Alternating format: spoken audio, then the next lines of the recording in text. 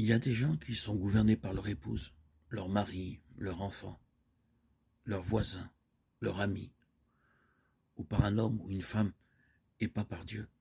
Combien d'hommes ont entendu la voix de Dieu dans une réunion, mais lorsque revenus à la maison, ils ont consulté leur femme, et cette dernière leur a dit, « Ne sois pas stupide, tu as une femme, 3 enfants, ce chemin n'est pas pour toi. » D'autres sont gouvernés par ce qui les fait pécher.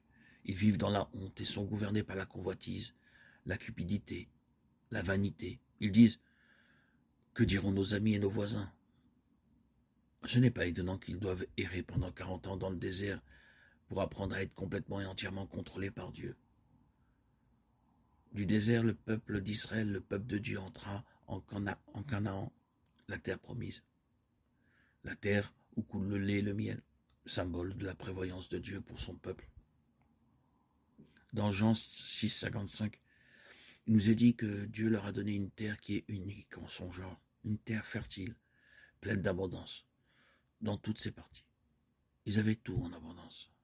Et en cela, il leur disait, « Oh mon peuple, j'ai fait d'abondantes provisions pour toi. » Dieu est à toute suffisance, pourvu que tu saches te nourrir, te reposer sur lui et jouir de la terre. Dieu leur commanda de ne jamais faire aucune alliance ou association avec les habitants du pays, ni de se marier avec eux. Cependant, par leur désobéissance, ils déçurent Dieu. Quand les enfants de Gabaon vinrent vers Josué, ils s'habillèrent de vieux vêtements, mirent de vieilles chaussures et apportèrent du pain rassis en disant, « Nous venons d'un pays lointain, nous avons entendu parler de vous. S'il vous plaît, faites alliance avec nous. » Sans rechercher le conseil de Dieu, Josué conclut une alliance, et les mêmes hommes devinrent une épine pour eux. Progressivement, les mariages mixtes furent introduits.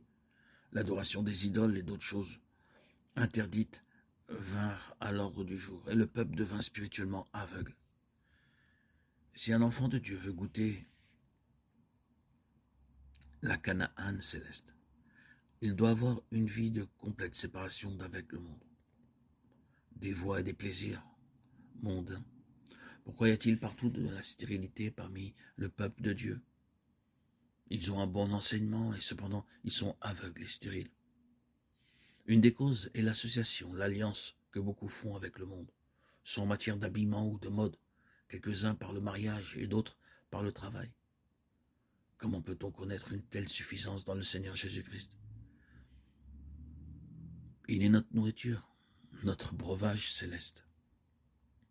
En lui, nous sommes pleinement satisfaits. Mais nous devons être vrais envers lui.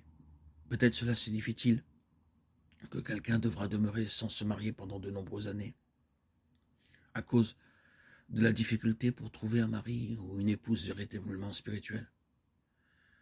Mais c'est bien ainsi que de vivre une vie de plaisir et de demeurer spirituellement stérile.